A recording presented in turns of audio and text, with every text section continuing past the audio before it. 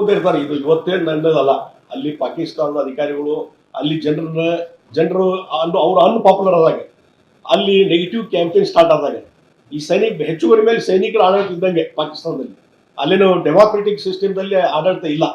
ಹೀಗಾಗಿ ಸೈನಿಕ military system ಬಗ್ಗೆ ಜನರಲ್ಲಿ ಅನ್ಪಾಪ್ಯುಲಾರಿಟಿ ಬಂದಾಗ, ನೆಗೆಟಿವ್ ಥಿಂಕಿಂಗ್ ಬಂದಾಗ ಇವರು ಈ ರೀತಿ ವೀರಾವೇಶದ ಸ್ಟೇಟ್ಮೆಂಟ್ ಕೊಡುವ ಮುಖಾಂತರ ಭಾರತ ವಿರೋಧಿಯಾದಂತಹ ದ್ವೇಷವನ್ನ ಸಾಧನೆ ಮಾಡುವಂತ ಕೆಲಸ ಮಾಡ್ತಾರೆ.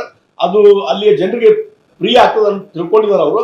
ಬಹುಶಃ ಕೆಲವು ದಿವಸಗಳಲ್ಲಿ ಅವರ ರಿಯಾಲಿಟಿ ಅನ್ನೋದು ಗೊತ್ತಾಗ್ತದೆ.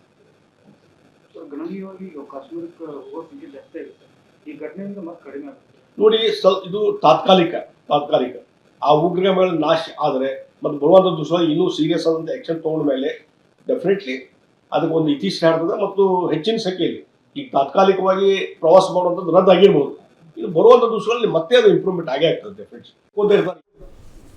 100ಕ್ಕೆ 100ರಷ್ಟು ಸತ್ಯ ಪ್ರತಾಪ್ ಸಿಂಹ ಅವರ ಮಾತು.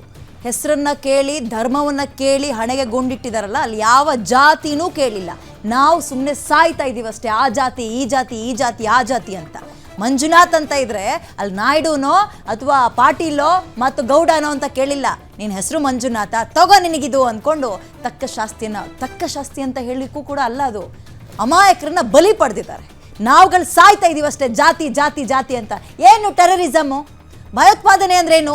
ಧರ್ಮವನ್ನ ಗುರಿ ಹಾಕ್ಸೋದು, ಅದು ಕೂಡ ಹಿಂದೂ ಧರ್ಮವನ್ನ ಮಾತ್ರ ಗುರಿ ಹಾಕ್ಸೋದು, ಹಿಂದೂ ಧರ್ಮದವರೆಲ್ಲರನ್ನು ಸಾಯಿಸೋದು, ಹೆಣ್ಮಕ್ಳ ಎದುರಿಗೆ ಅವರ ಹಣೆಯ ಕುಂಕುಮವನ್ನು ಅಳಿಸೋದು, ಇದೇ ಟೆರರಿಸಮ್ ಅಷ್ಟೇ. ಇದರಲ್ಲಿ ಯಾವ ಸಿದ್ಧಾಂತನೂ ಇಲ್ಲ, ಮಣ್ಣು ಮಸಿನೂ ಇಲ್ಲ. ಟೆರರಿಸಮ್ ಅಂದ್ರೆ ಹಿಂದುತ್ವದ ವಿರುದ್ಧ ಹೋರಾಡ್ತಾರೆ, ಹಿಂದೂಗಳನ್ನ ಸಾಯಿಸ್ತಾರೆ.